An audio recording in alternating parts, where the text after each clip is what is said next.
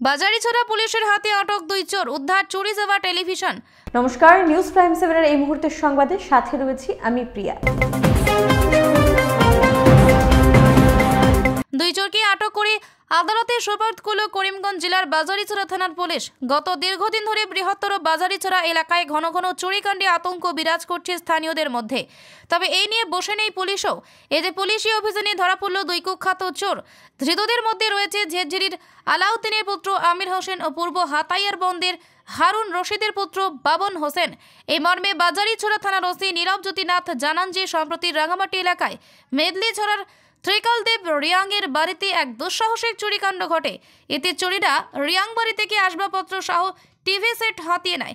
পরে গৃহকর্তা প্রদত্ত এজাহারের ভিত্তিতে মঙ্গলবার রাতে স্থানীয় পুলিশের একটি দল তদন্তে নেমে নাগরা এলাকা থেকে উল্লেখিত দুই চোরকে পাকড়াও করে। রাতে ধৃতদের বাজারিছড়া থানায় আটকে রেখে টানা জিজ্ঞাসাবাদ চালায় পুলিশ। এতে ধৃতরা নিজেদের অপকর্মের কথা অকপটে স্বীকার করেছে বলে জানা গেছে। বুধবার তাদেরকে মেডিকেল চেকআপের পর জেলা সিজিএম আদালতে তোলা হলে আদালতের নির্দেশে তাদের উভয়ের ঠাঁই হয় জেল হাজতে। পুলিশের এহেন ভূমিকায় সন্তোষ প্রকাশ করেছেন এলাকার জনগণ। পাথারকান্দি থেকে এস এম জাহির আব্বাসের প্রতিবেদন, নিউজ প্রাইম 7।